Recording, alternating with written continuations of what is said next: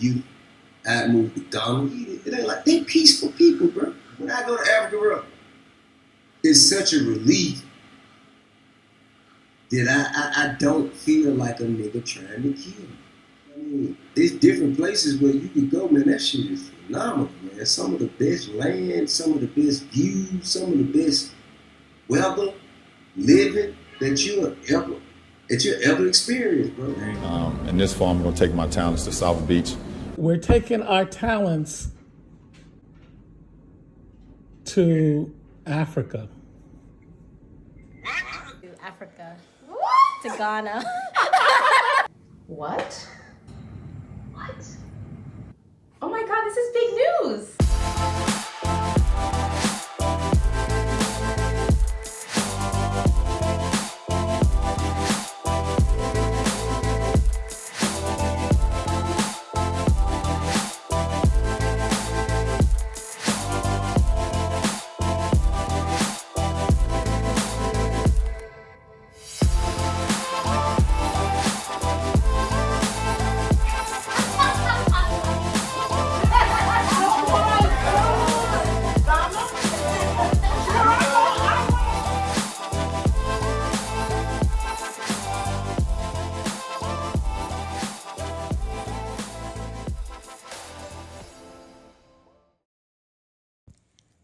Open your eyes. When I opened my eyes, I couldn't believe it. Africa, for real. I felt like I never really seen clouds before. I felt like the sky was a different color blue, the trees a different color green, and the people too. The people were beautiful. It felt right. It was harmony, like I wasn't far from home. It's like a whole new beginning. They love our culture, but it ain't enough of us over there to kind of like train and show motherfuckers how to do it. So any of us who go over there and take whatever it is that we got here over there, the shit gonna win. Shit just gonna win, bro. Anything that done happened over here, we can redo that shit over there.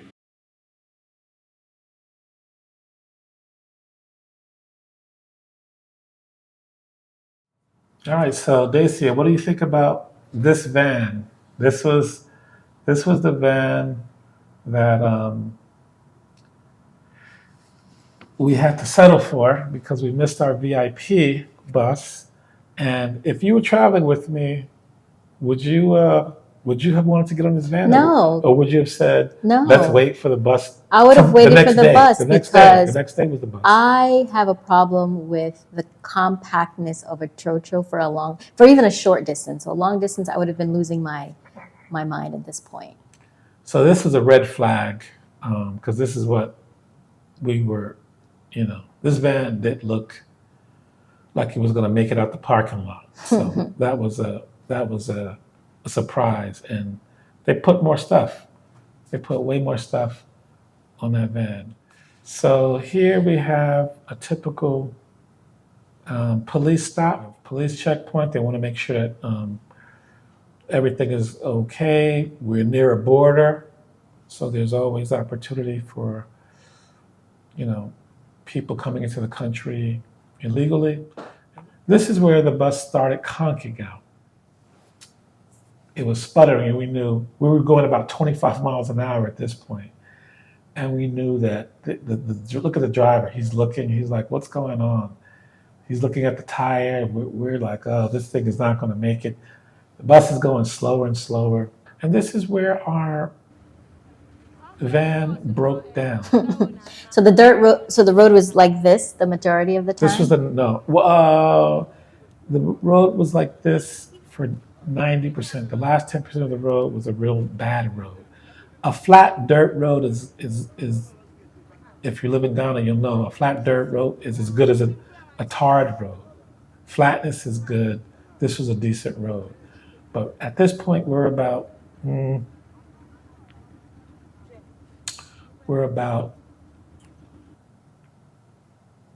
2 hours away from the bus depot, and the van just conked out. Wow, it's too heavy. Yeah, so we had to make the decision, and this is about 9:30 a.m., 10 a.m., and we were already 5 hours behind. So we had to make the decision, what were we going to do? So this is where we ended up catching a moto bike.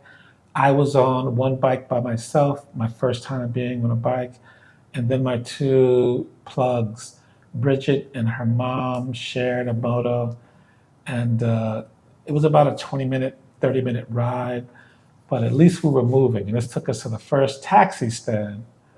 Here is the eventual bus depot that our last taxi got us to, and this is where we're learning that the the trip to the farm is not 1 hour, it's 3 hours. And we're also learning that the taxis don't want to take us to the farm because the roads are so bad.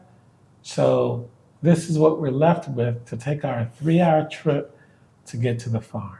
Now, at this point, I'm starting to develop blisters on my butt. My back is hurting. My face is caked out with dust. I'm hungry,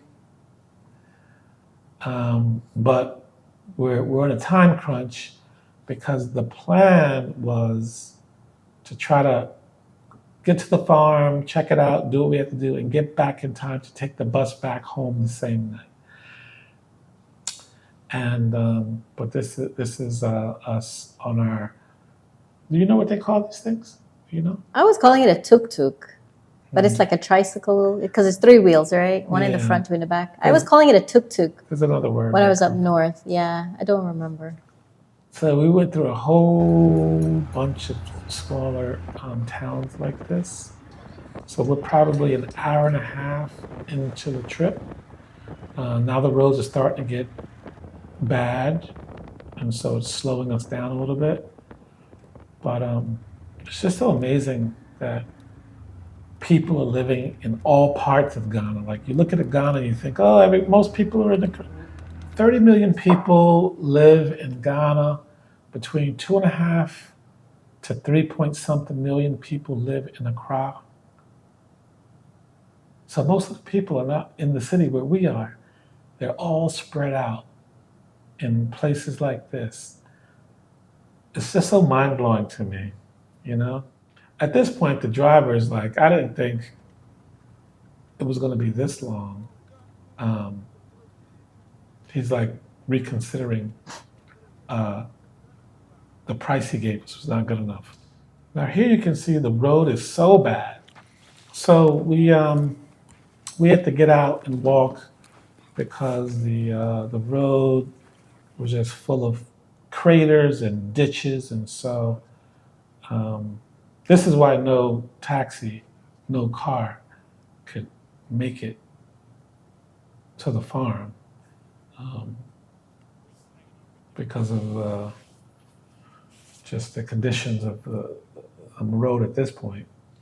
And so we get to the farm and we get to the storage area of the yams. And that's Alfred right there, the Yam King, showing us what our harvest is looking like as he's picking the yams from the ground and storing them here. Wow. Yeah, yam storage. There's a methodology to it. Hmm. So that's straight cash, homie, sitting right there. So how do you prevent from it getting stolen? So he has people actually. He has people watching the land, and they rolled up on us, not knowing who we were from afar. They just heard hustle and bustle and the little tricycle motor, and so they rolled up on us like, "Hey, what's up? What's good?" And we're like, "No. Yeah, we're the owners. Okay. Oh, you're Alfred. Okay." So he has people watching in this remote part of town. Nice.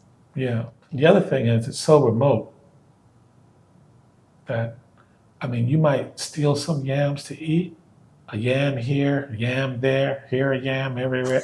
You might steal a yam or two, but you just don't have the means really to transport the yam and steal all of the yam and get it to the city because it's so far and the roads are so bad. You have to be very industrious to figure out how to steal all of these yams. So in some crazy sense, it's the ultimate in ADT security prevention. And so here we're just, I'm explaining to Alfred, you know, where I gave him grace and leniency and trust with my money. We have to do something different with strangers who are watching this to see if there's profit to be made. We have to make them feel comfortable. We have to set up procedures and protocols so that, you know, they feel good about investing in another 10 acres, another 50 acres, et cetera. So I'm just explaining to him on what we have to do to take this to the next level, to also set up infrastructure and seed the farm so that we can do yam at the same time that we do rice and other products. They got the land, you just need labor and money. And you need money to fund the labor and money to seed the land. And so we're just going through the whole process of the whole discussion of what we need to do. Oh, by the way, this is where I learned that Bridget, shout out to Bridget, all due respect to Bridget. Bridget, who is on your right here, she has city tree. So she can't really understand the farmer 100%. She can understand maybe 65, 75%. Mom, on the left, she knows all tree, village tree. So she can understand the farmer 100%. So she's translating for me, the Abroni, the white man, and she's translating for her daughter, the Ghanaian, Bridget. So that was interesting to watch as well. So this is where I'm having Alfred the Yam King practice his pitch, his elevator yam pitch on why this is a good investment, why we our capital should trust him. How is he going to, secure our capital and get our yield and harvest these babies and get them to the market and pay off his shareholders? So it's interesting. He's never taken investment before. So this is a learning experience for him. It's a learning experience for everyone. I mean, we're new to this, but he's new to partners. He's just been farming himself with what a small money he got. But now he got the opportunity to take money in and do this times 10. So he has to learn, what the language, the money languages, the partner languages, the American languages. He has to learn as well. We have to learn his cultures, how they do things. So we both have to give each other a little grace, a little space. We're going to step on each other occasionally. So this is where, I was kind of alluding to it before. It's more than just profit. Contract signed here, profit, see you in 8 months or a year. It's bigger than that. It's practicing coming together on this very small scale for this project so that we can practice doing bigger things together. So this is where we're trying to figure out how much is each one sold for, retail, wholesale, in his town or in Accra, size-wise, in lots of 10. There's a lot of math that is, going on here. So it was an interesting discussion. Interestingly enough, you see these big yams. Whenever we're driving in, the major highways here in Accra, we see like little street vendors selling yams on the street, struggling with like 4 or 5 big yams. They sell. People buy 5 and 6 yams at a time. People buy them. I wouldn't even know what to do with half of a yam. But Ghanaians eat yams like we eat Potatoes, maybe? Yeah. Because me and you will repurpose a potato. For so many things. Yeah. Hash browns in the morning. You do your version. I do my version. We do French fries. Mm-hmm. We do mashed potatoes. Roasted potatoes. Yeah. You do potatoes where you put things on the potatoes. What are those? Those are double stuffed potatoes. Like twice stuffed potatoes. Yeah. I mean, look at that. We just came up with 6 things. So I think the Ghanaians do the same things with yams. So yams are a big deal. So now we finished up our yam visit. You can see some of the yams are still in the ground in back of me here. So we're finishing up. But look, just nothing but land as far as the eye can see. There are no homes around here. They're just acres and acres of farmland. Good fertile land. So this is where, we get to meet Alfred's father. They're just at the village town square. And these are his people, his uncles, his brothers, his cousins, good-looking crew of men. Very, very pleasant demeanors, very proud people. It was just so beautiful to be in their presence. And now we're back at the bus stop. We missed our bus. Story of your life. Hey, I'm blaming it on Bridget and Bridget's mom. That's right, I'm blaming you too. You know I'm always on time for things. Now this here is our trip back home. This is 5 in the morning, 4:30 in the morning at the bus depot, coming back into Accra. And we got a little prayer from one of our riders, one of our passenger friends. So because you missed the VIP bus in the morning, you had to take a chocho in the morning again. Because we missed the VIP bus, we had to take a chocho again. So I got new blisters on top of the old blisters I had from the previous day. So this is me getting dropped off at the Accra Mall stop, and we made it back safely. So there was a lot of drama on the van, the dollar van, the chocho going into OT. But that wasn't going to prepare me for what was in store for me on the way back from OT, coming back to Accra. So the police checks were manned with more people coming back in the daytime versus going in the nighttime. At night, the policemen were, sleeping, a little more relaxed, tired, so they were looking, go, go, go. In the daytime, coming back home, they were really trying to make sure that there was no funny business going on in the van. So they would come around and they were grilling people. And, I'm taking footage still because I'm taking footage of the police checkpoints and the police stops as well. And so we get to this one police checkpoint. Policeman looks me in the eyeball. I'm in the back row this time going. I'm in the middle seat, last row. Police can see with either open window. So the police rolls up, looks at me, says, "You Ghanaian?" "No, get out of the van." So now I'm in the van. Everyone got to get out of the van. Then he says, "Everyone get out the van." So he's like, "Where's your paperwork?" So I show him my Ghana card. He's like, "Nope, this is not good enough. Where's your passport?" Americans don't travel with passport inside of Ghana. I'm like, "I don't have my passport." He's like, "You need your passport or we're going to have to detain you." So I told my people, "Look, just go without me. I'll figure it out." I had money. I was okay. I would have figured it out. My phone was okay. I had reception. They were like, "No, we're not leaving without you."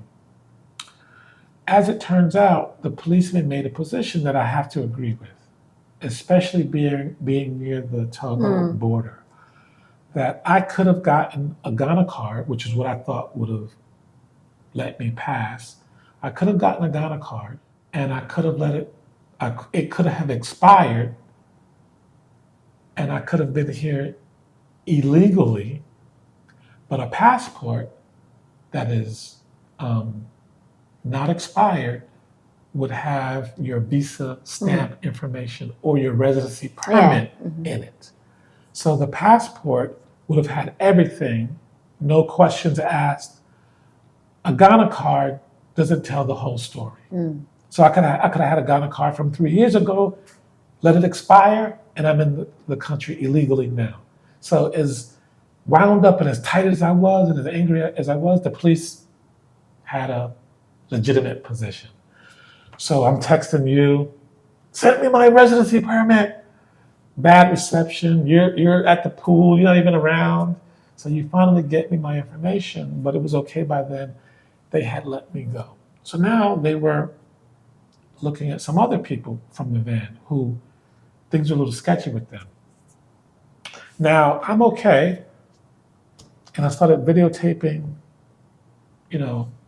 the scene because I'm uploading content for you guys. You guys. A policeman sees me videotaping, and he says, "Are you videotaping the police?" I said, "No, I'm not videotaping the police. I'm videotaping the scene." Some police, let me see it before I can finish. Let me see it. He's like, "You can't videotape police without our permission." I'm like, "I didn't know. I wasn't trying to videotape you guys on purpose, but I didn't know. Let me see, we gotta delete it. And then the police chief got wind of it. He's like, "We're taking him to jail." So I had just escaped the situation with my paperwork, and because I'm videotaping, now they're like, "Man, this American can't keep out of trouble. Looking for trouble." And they're pissed. And so I want to be very delicate with what I say next, because I want to give you guys a story, but I don't want to be on the blacklist of the police. So the policemen have very legitimate concerns about not letting anyone travel up and down this border with Togo who's not supposed to be in the country. Right. So there's a legitimate concern. But some might say that the police are they're doing too much. They're a little too enthusiastic on their police checkpoint stoppages, if you understand what I mean.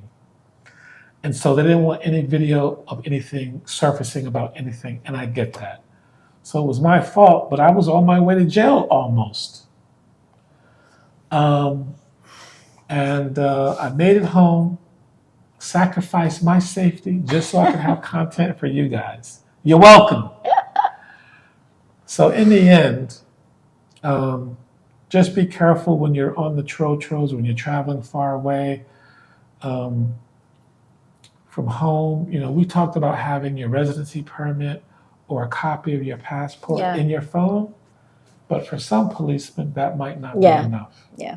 "Oh, this isn't your residency permit because your name is not on your residency permit." It's not. No. I'm going to do we're going to show it here. Okay. Yeah. It's not. But because it's glued into your passport, it doesn't have to be. Right. And so if you're going to be traveling outside of Accra, you should roll with your passport just in case. It will eliminate all drama. Yeah. And just also be careful about filming, because just like if you go into Jubilee, the capital, they take your phone. You can't film in airports. You can't film on certain government building property. And so I think these immigration officers bring that authority with them wherever they are and say, we're an extension of protected government activities and business, and you can't film us without permission. So the police, not the immigration officers. No, the police and the immigration at the border? Yeah. At the checkpoints? Yeah. Oh, okay. Because there were police checkpoints and then there were immigration checkpoints. Okay, gotcha. There was one immigration checkpoint that was an entire building, and we had to get out of our car, walk 100 feet so the immigration officers could see what we got going on, and then get back into the car 100 feet So that was an immigration checkpoint, and you got police checkpoints. Right. I don't know the difference between what they're wearing, what the attire is, but their scope and their authority kind of overlap, and they're both serious entities to be aware of. And so yeah, I just want to give you a little bit more color on how stressful and traumatic the trip back was. But I'm here. I survived. This is our final meeting with the farmer to settle up with the profits after he came back from the market. So to wrap up this experiment, the question is, was it worth it? Would we do it again? Should you consider such an investment? Well, I think it's worth it. The purpose was to see if a lump sum asset could be deployed and return a profit. And whatever that profit is, we could then calculate how much we would need to invest in order to receive the revenue we were seeking. I believe the next season will be even more fruitful with the higher return on investment. I believe there's room to scale this to a larger footprint for yam harvesting. I believe there's an opportunity to segue into adjacent crops like rice.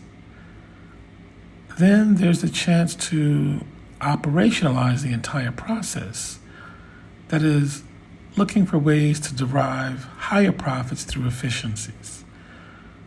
And, it's also important to say within the operation, this foundation must be built on trust. I mean, I'm not going to be harvesting the yam myself. I won't be visiting the farm again. So I have to put some trust and faith into this farmer, unless I'm going to be the farmer myself.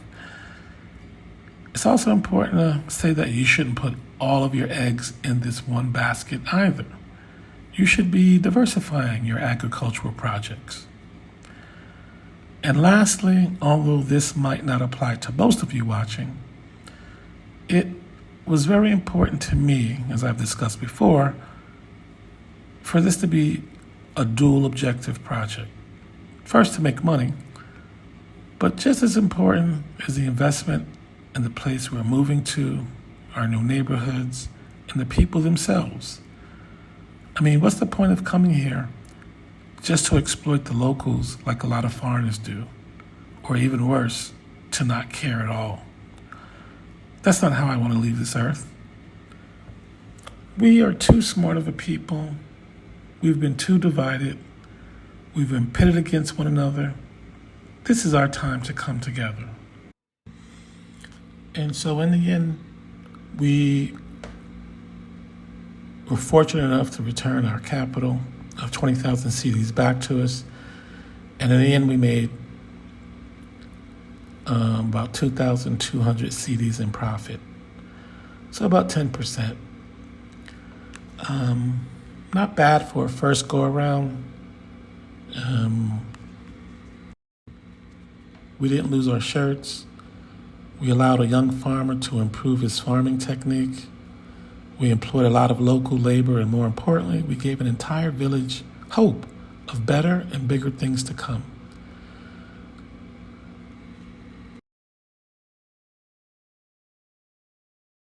Traveling to Ghana? We got you covered. Off the Wheel is offering affordable Airbnbs and a do-it-yourself travel guide. Our apartment units are modern, comfortable, safe, and 100% as advertised. Did we say affordable? Why pay expensive hotel rates when you can get a more authentic experience for a better price?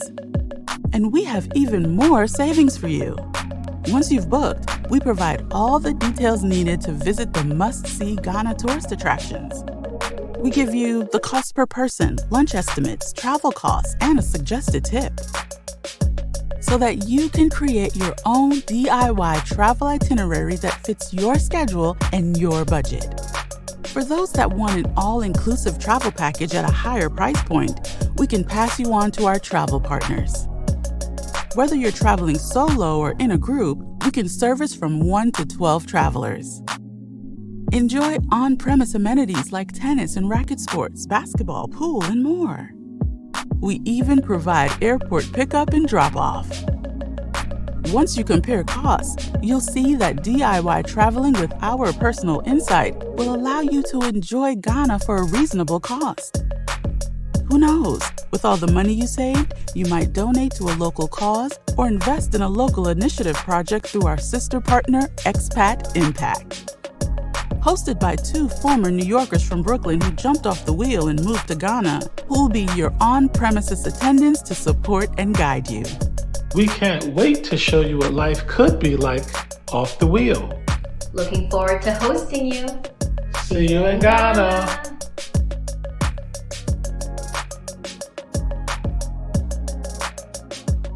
Retirement living. Are you ready to retire from America? Ready to jump off of the wheel? Have you ever thought about retiring in Ghana? Our senior living community is perfect for you. Monarch Village, located in Ghana. Some expats prefer to buy land, but then take years to build a home, only to deal with budget overruns, delays, shady contractors, and end up living alone and having to hire a full-time staff for assistance. Why not choose a move-in ready, fully supported community of compatible neighbors? Monarch Village. These rental units are spacious, equipped with a mini kitchen, study, and senior-friendly bathrooms. It's senior living that's modern, fully supported, fully staffed, shopping supported, doctors on demand, community game nights, and more. Monarch Village, located in Ghana.